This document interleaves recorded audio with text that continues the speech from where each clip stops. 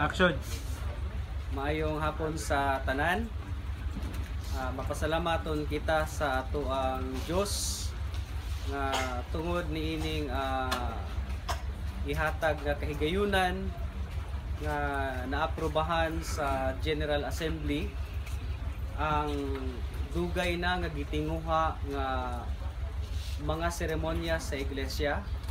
Usa kini kagiya sa mga pangulo ug ang hiniusang pagtudlo palisiya o giya sa Biblia o doktrina nga kini mao ang usa ka basahon nga giya usab sa mga miyembro.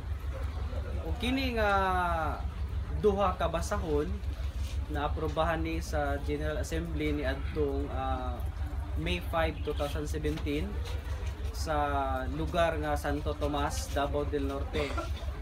O kini nga maong duha ka basahon usa kini ka kasaysayan sa iglesia tungod kay ang kasaysayan niini wala kini mahatagi o pagtagad kaniadto sa panahon pa sa atong gibiyaan nga simbahan ug adunay pipila lang kaniadto nga mga doktrina nga 5 lang kung atong basihan ug kini usab nakahanay kini karon tungod sa hiniusa nga pagpaningkamot sa grupo usab sa Bible Research Committee ug sa evangelism o kini usab hiniusang gihugupan gidawat sa mga membro sa Church of Jesus Christ lead by the Holy Spirit.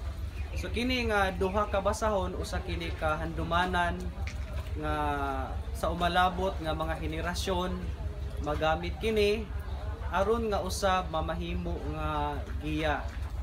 Ug maingon man nga mapasalamaton kita og dako sa mga nagtabang niini aron mahimo kini nga usa ka magmalampuson ang kini nga basahon.